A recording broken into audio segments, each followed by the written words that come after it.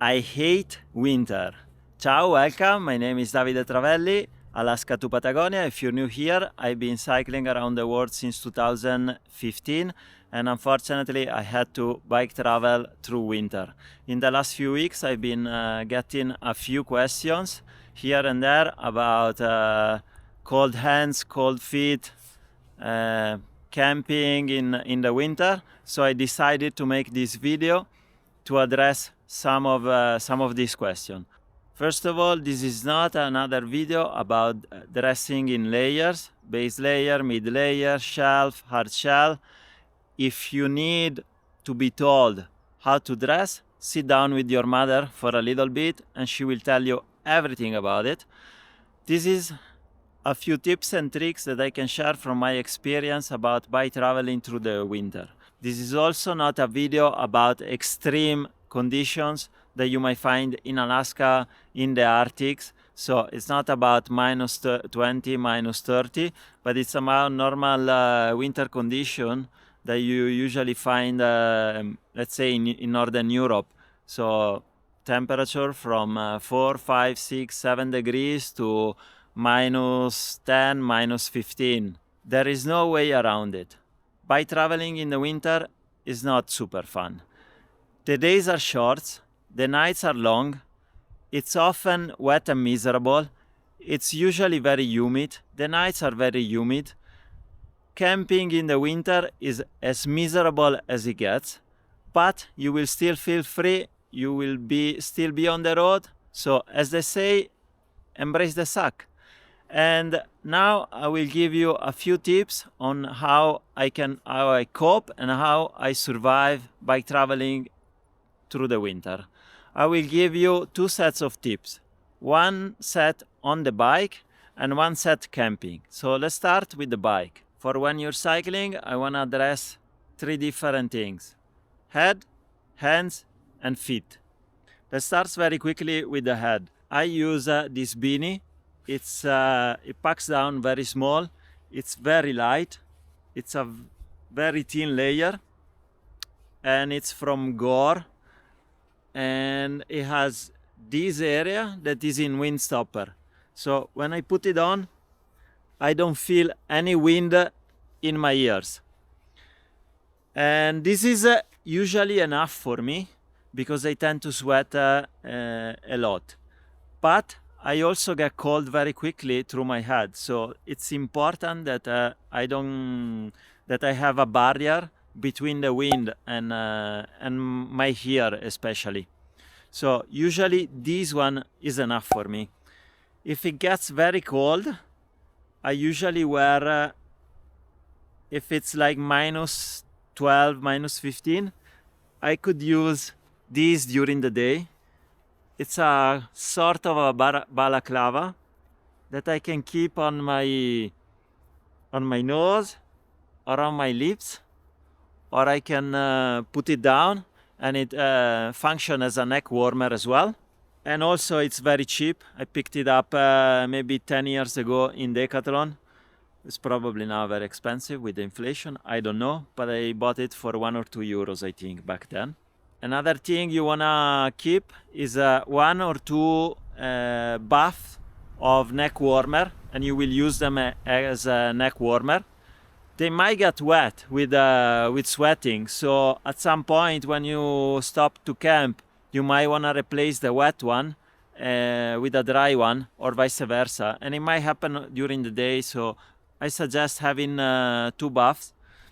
And if you are in the winter, you might consider getting something a little bit bigger than a normal bath in merino wool neck warmer. When it's wet, what do you do when you replace it? You place it under your jacket, your mid layer, in your belly, and your belly is gonna perform as a heater, and in a couple of hours it should be dry. If it gets extremely cold, minus 15, loads of wind, the baklava and the beanie might not be enough, so you might need an extra layer of protection. In that case, I would assume you're cycling with your hard shell, your rain hard shell, that is in Gore-Tex or Elite or any of those materials, and they come with a hood. So wear the hood and use the elastic band to get it to adhere very well at your head, and that should be fine. If you're going through a region where there's gonna be several days of snow, I strongly suggest to pack or buy ski goggles, because otherwise you will not be able to wear sunglasses probably because of lack of visibility, and the snow is gonna hit your eyes, and you're gonna be miserable. It's quite painful. Right, next is hands. Some people are very fortunate, they don't need loads of protection for their hands, but there are some people like me that they get cold very, very quickly. Even at 7-8 degrees, if it rains, my hands are miserable. They get very cold and they start to hurt. They really, really hurt. I have two strategies to suggest. Your enemy here is wind chill. So even if you wear gloves, very insulated gloves, Gore-Tex gloves, it's not enough. You need an extra barrier. The best solution is pogies. What are pogies? They're just gloves for your bike. There are gloves for the handlebars. There are pogies that are universal, I think this one. And there are pogies that are handlebar specific, so drop bars or flat bars. There are different types of pogies in one material, in another material, with this layer of insulation, with the other layer of insulation. If you're gonna bike travel, you don't have loads of money, and my suggestion is to get the cheapest one. Why? First of all, because they're cheap. Second of all, because more or less they are very similar to even the expensive ones.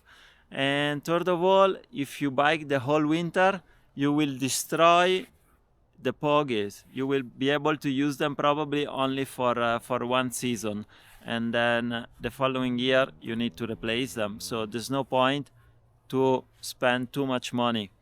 These are the cheapest one I could find on Amazon. They are made in neoprene. I use the same brand when I was in Northern Europe. I got these ones that are new last year before going to Morocco, then I never used them. This is how you fit the pogies even to a complicated bar like the Jones.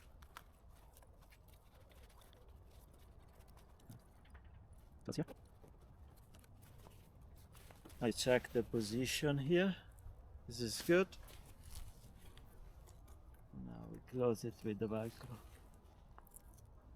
And then if there are any drafts from this little hole, you can stuff something from the inside and close up the draft. You shouldn't feel any draft, otherwise there's no point of getting the pogies. So the pogies really helps keeping your hands warmer. They are a barrier to the rain, to the snow, and to the cold wind. The biggest problem of the pogies is that when it rains, your rain jacket will drain water inside them and they fill up. So depending on your bike and your handlebar, you can either twist them and empty them, or you can cut a little hole to drain the water. The problem is that when it stops raining, you have to be able to patch the hole, otherwise you will have drafts coming into the hole and it renders, so it's basically they are useless. How you can patch the drainage hole? You can use Gorilla Tape or duct tape or anything like that, or you can just empty the pogies when they fill up. Now, if even after fitting the pogies, your big gloves, your hands are still cold, because it's extremely cold, it's maybe minus 15, it's even minus 20. The third thing I suggest is hand warmers. Here you have two options. You can use disposable hand warmers that you can find in hunting outdoors and sporting stores. You can find them in Decathlon pretty much everywhere in the winter. They are they are basically plastic patches you open, and inside there is the hand warmer. You need to expose it to the oxygen, to the air, and then once they are warm, you place them inside your gloves, and you have basically something that it's pretty hot, and it stays hot depending on the brand you buy, but usually they last between 4 and 8 hours. Another option is to use hand warmers that they use fuel inside. There are different ones on the market. I would suggest to use the one that they use white gas. Why? Because most likely you have a multi-fuel stove and you're carrying white gas for cooking. If not, if you don't have white gas, or you're not using white gas for your multi-fuel stove, you can find it very easily pretty much everywhere, because white gas is sold in a little bit expensive in small containers at every tobacco shop, because it's the Zippo fuel. And Zippo, the lighter company, also sell hand warmers. I have one in my bag at home. I forgot to bring it today, but I will insert a clip here of how it looks like.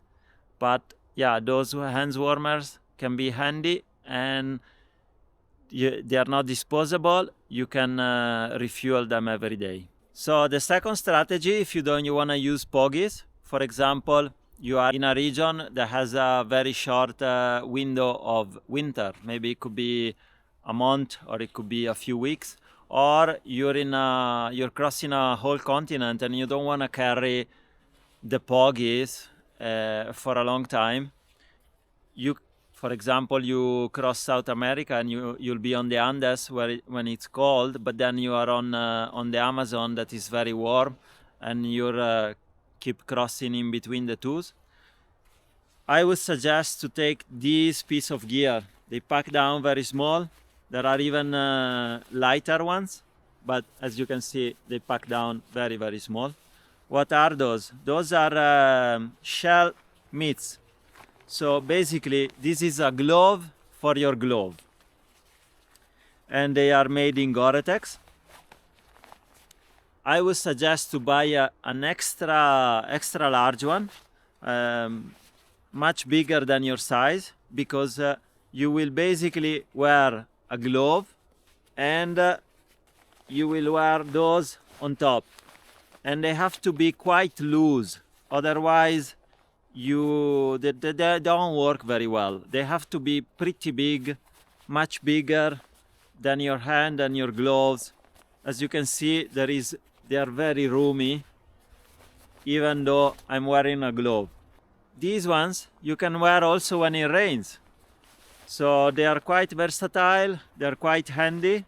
Even when it rains, you don't want to wear any gloves, but just a shell, because you're in a relatively warm place. You can just wear those. And because they are quite loose, you still have a bit of dexterity. You don't lose too much.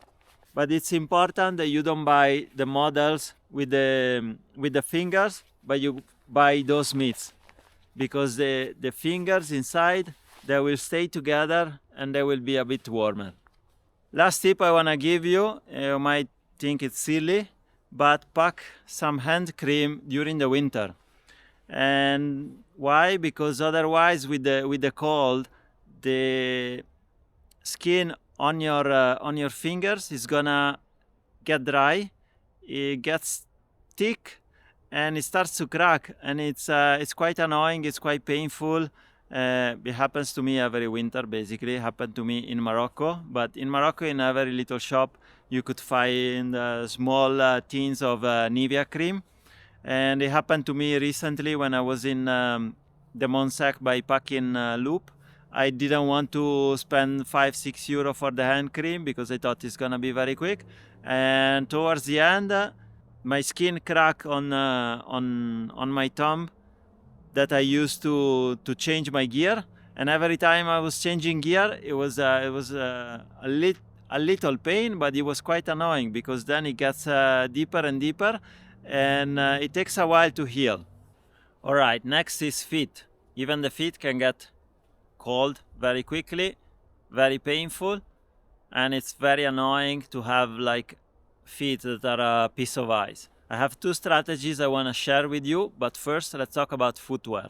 In my experience, the best footwear in general for bike traveling, but especially in the winter, they are the Shimano bike touring boots. They have a membrane in Gore-Tex. It's probably bullshit, but it's true that when you buy them at the beginning, they are quite waterproof. In general, they offer a very good protection and insulation. Protection from the mud, from the rain, from big stones when you go downhill. They look like hiking boots, but they also have fittings at the bottom for clipless. The first strategy I want to share is not ideal because it has a big problem, and we will see later. But it utilizes a piece of gear that I already carry with me, and I would strongly suggest you carry with you when you bike travel as well. And it's the rain covers. They are shell rain covers that I already reviewed with my rain gear video. And they are very light, and they're basically a material like Gore-Tex, very light, that goes on top of your boots. This one, I cut out a hole for the clipless, one zipper, that's it. You can put them on and on in a few seconds. And those, you can put them on in the morning until you get warm up, and then if during the day it warms up a little bit, you can remove them and you can do the same in the evening. Now, the problem of this solution is when you want to use them the whole day because it's cold the whole day. At times, during your cycle, you will sweat. Your feet will sweat. No matter how cold it is, there will be a moment, an hour, climb. At some point, you will sweat. Even though if this is in Gore-Tex, Gore-Tex is not magic, and it doesn't breathe as much as they advertise. So what happens is that they fill up with condensation. The condensation build up and they become wet. First of all, even your shoes, they will become a bit wet, especially on the external part. But let's forget about this for a moment. The problem is when the temperature drops in the afternoon, when it starts to get dark, this condensation, if it's really cold, it might freeze. So imagine to have a layer of ice around your feet. It makes them very, very, very cold just before you have to stop camping. So it will take hours for you to warm them up.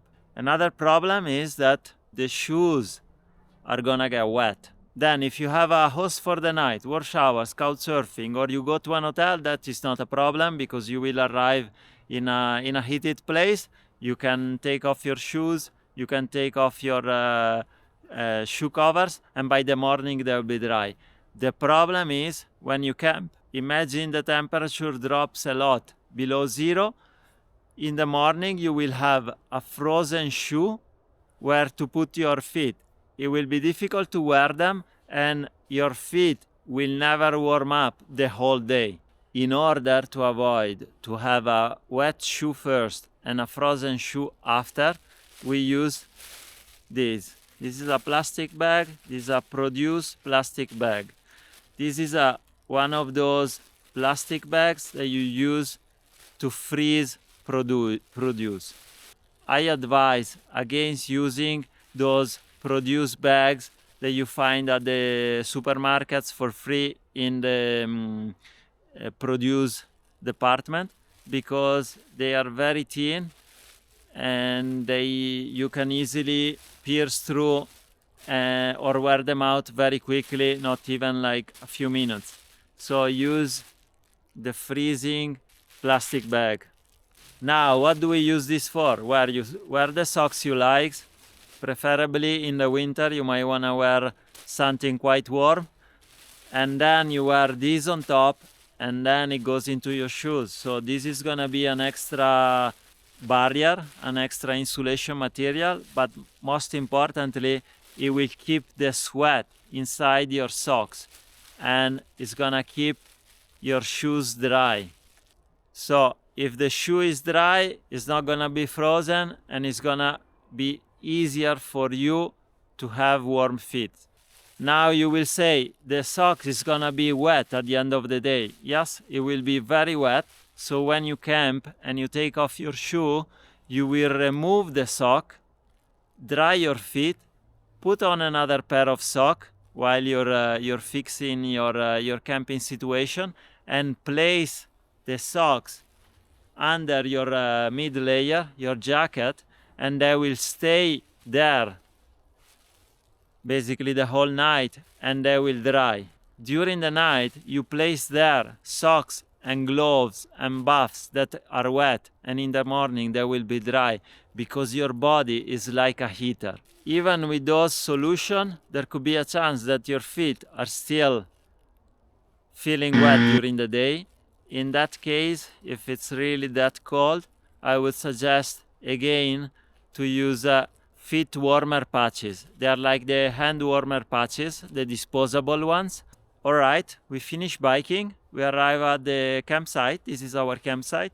I put the bike there. Before I pitch my tent, I remove my beanie, that it might be a bit damp, and maybe I have a buff that I was using that was a bit damp. So I take them out and I put something dry on, another buff or something like this, or another hat. I put my down jacket on, and if I'm cold, I will put the hood up as well, zip up, and place all the damp stuff underneath my jacket to dry. Then you can pitch your tent, you can start cooking, and you eat. It's very important that we eat loads of calories, loads of fat at night if it's cold. It will keep you warmer. You will feel warmer if you had loads of fat at dinner. Then you go inside your tent. Let's talk about the sleeping system. I already made a video about this. I want to point out the importance of a sleeping pad. They insulate you from the ground. No matter how warm is your sleeping bag, it's not gonna work, and you freeze to death if you don't have an appropriate sleeping pad. Sleeping pads has an R value that tells you the rating of how warm they are, how well they insulate you from the ground. I personally use the Thermarest Neo Air X-Term, which is one of the sleeping pads on the market with the highest R value, which means it's good for very, very low temperatures. I think the rating is over 6, and it should be good for temperature up to -20 or -30, I think. In terms of sleeping bags, yeah, you need to get the sleeping bags based on if you're a cold sleeper or warm sleepers. I already made a video about that. Personally, I use a quilt all year around because it gives me the chance to have a wide range of to cover a wide range of temperatures, and also I don't need to replace the gear when I'm on the road. I use this piece of gear and I don't need to keep replacing. Also because when you're on the road constantly, it's very difficult to manage logistics, especially if you are in South America or in Africa, and it's not that you can ship things here and there all the time. I also made a video about liners, and obviously you can put a liner in your sleeping bag or your quilt to make it warmer. There are certain that increase the temperature of your sleeping bag of like 3, 4, 5 degrees, even though they claim like 10, 15. Don't really believe it, but one of those, it's the most famous one, is the C2 Summit Thermoreactor Extreme, I think it's called. I have it and it's quite good, it's quite cozy. So if you have a liner inside your sleeping bag or your quilt, and you're also wearing other layers when it's winter, I usually like to wear in my underpants and a t-shirt, but in the winter I might have to wear socks, I might have to wear long johns, I might have long sleeve base layer. Consider that these layers, they might make moving and turning inside a liner very difficult and you might feel claustrophobic. I tell you because it happens to me. I have a base layer, long sleeve in merino wool, and when I'm inside the C2 Summit thermoreactor liner, it's extremely difficult to move around. If it gets very cold at night, remember you can always layer up, and you can wear your down jacket with the hood, especially if you are using a quilt. Now, when you go inside your tent, you remove your shoes, you remove your wet socks, you replace them with dry socks. I would suggest you to wear something like this. These are down socks that you can wear on top of your socks, and they keep your feet quite warm when you are inside your tent and you're fixing up your sleeping system. In order to avoid your feet to freeze, you can wear something like this. These are the cover boots from Cumulus. I already reviewed those, so you can go and check out the review. But they are very light. They pack down very small inside their own bag. They are less than a handful. And very, very pleased. They saved my feet many nights. Now these are the basic model, but they have another model that also covers the ankles. I would strongly suggest you to buy the model that covers the ankles as well. It's a little bit more material. It's probably a few grams more, but it's totally worth it, because many times I had the feelings that I wanted a little bit more protection around my ankles. And yeah, that's it. Another piece of gear I use, again from Cumulus, also packs down very small, weighs next to nothing, is this hat. It's a dawn hat, and because I'm using a quilt and not a sleeping bag, it comes very handy. I usually wear a merino beanie and then this on top when it's really cold. It also doubles as a neck warmer, so you can also wear it like this if you feel cold at some point. So it's a bit of a versatile piece of gear. Now, when you're inside your sleeping bag and you want to do post on social media, or you wanna look the map, plan the route of the following day, checking kilometers, you might wanna remember to keep your power bank and your phone inside your sleeping bag, because if it gets very cold, the batteries drain very, very quickly. There's another piece of gear that I would like to suggest for winter traveling and for phone usage. It might sound silly, but hear me out. When you're in your tent, you have gloves on, perhaps when you're using your phone, because your hands get really cold if it's really cold at night. Get a very cheap stylus pen that you can use with your brand of phone. You can buy them very cheaply on Amazon for like 6-7 euros. So you can use the phone with your gloves. The same during the day. When you're biking and you have gloves on and you want to check something on your phone, you can use your stylus and go around. And the same when it rains. If you put the phone inside a plastic bag for rain protection, then you can use your stylus pen to use your phone.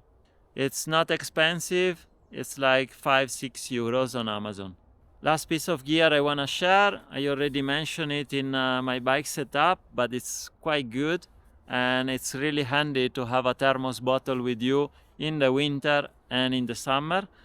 I really like this one. It's a GSI Microlight 1 liter, because it's the lightest on the market, but you can get the one you like most. But yeah, It's very good to always have some hot beverage that they can warm you up during the day when you're cycling, but also at night. I usually prepare always a full bottle when I cook at night, because you might get thirsty during the night. You wake up at 2-3 a.m. and this will warm you up a little bit. Congratulations, you made it to the end, but I think I covered all the tips and gear I wanted to share with you guys today. If you have any tip or any gear you would like to share with me, I'm always wanting to stay warm. So if you have anything for me, let me know, write it below, message me in any shape or form. Subscribe if you haven't already, and I'll see you in the next video. Ciao!